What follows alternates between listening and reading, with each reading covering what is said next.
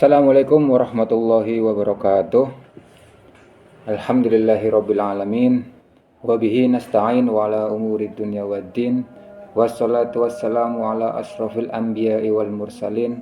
Allahumma shalli ala sayyidina Muhammad al-Fatihil lima ukhliq wal khatimil lima sabaq nasiril haq bil haq wal hadi ila siratikal mustaqim wala alihi haqqa qadrihi wa miqdarihil azim, amma ba'du.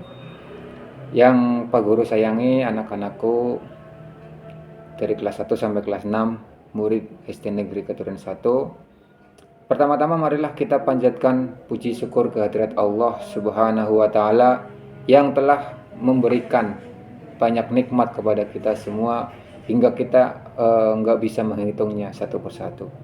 Salawat dan salam semoga senantiasa tercurahkan kepada junjungan kita Nabi besar Nabi Muhammad SAW, yang atas perjuangan beliau kita bisa menikmati indahnya Islam pada hari ini.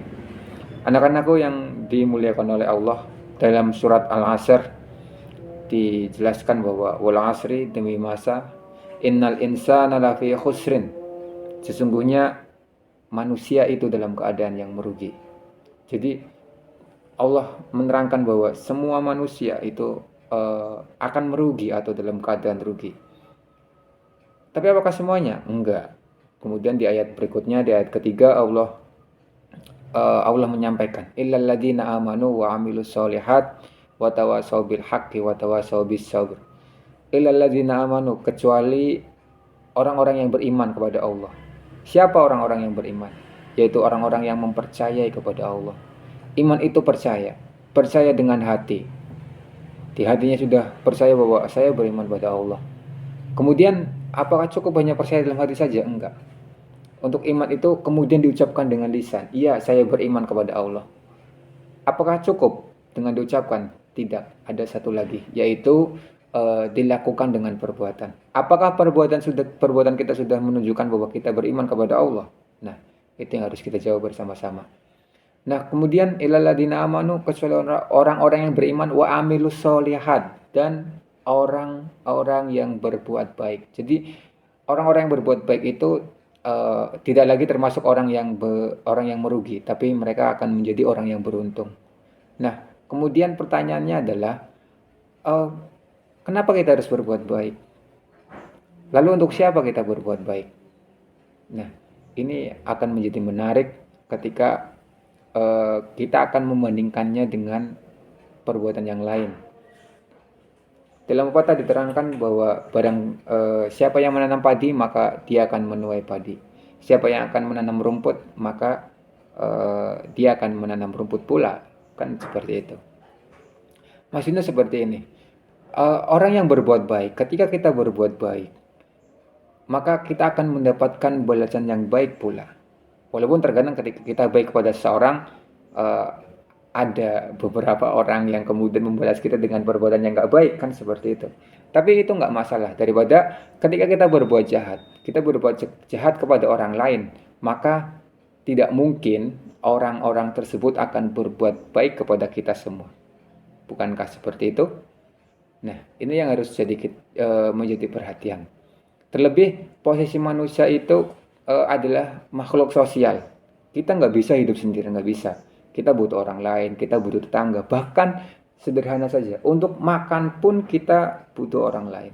Kita butuh beras. Beras yang nanam siapa? Apakah beras tiba-tiba ada? Enggak. Dia harus ditanam dulu.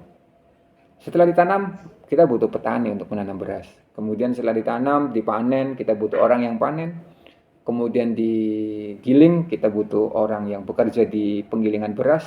Setelah itu kita butuh penjual, orang yang menjual beras. Nah, itu kan sebuah rantai yang tidak bisa kita hindari, tidak bisa kita putus. Dalam artian mau nggak mau, suka nggak suka, kita pasti butuh orang lain. Siapapun itu, kita nggak mungkin hidup sendirian. Nah, kita kembali lagi ke permasalahan awal. Kenapa kita harus berbuat baik? Tadi pertama karena kita adalah makhluk sosial, karena kita adalah manusia yang paling penting. Ya. Ketika kita menempatkan diri kita sebagai manusia, maka berbuat baik adalah sebuah kewajiban. Hanya saja yang harus digarisbawahi, tidak semua harus kita bantu atau kita berbaik ke semua orang. Kita harus perhatikan dulu siapa yang akan kita bantu. Kan seperti itu. Nggak mungkin ada orang mau mencuri kita bantuin, kan nggak mungkin. Nah, dalam surat Al-Maidah ayat kedua, Allah memberi batasan yang jelas bahwa wa ta'awanu 'alal birri wat taqwa wa la ta'awanu 'alal ismi wal udwan. Tolong menolonglah kamu dalam kebaikan dan takwa, dan jangan tolong menolong dalam kejahatan dan dosa dan permusuhan. Nah, itu adalah sebuah garis jelas yang diberikan oleh Allah untuk membatasi sejauh mana kita berbuat baik kepada orang lain. Tapi balik lagi, kalau secara pribadi, kenapa kita harus berbuat baik? Karena kita adalah manusia. Lalu ukurannya apa ketika kita berbuat baik? Ketika kita suka ditolong, maka kita harus mau menolong.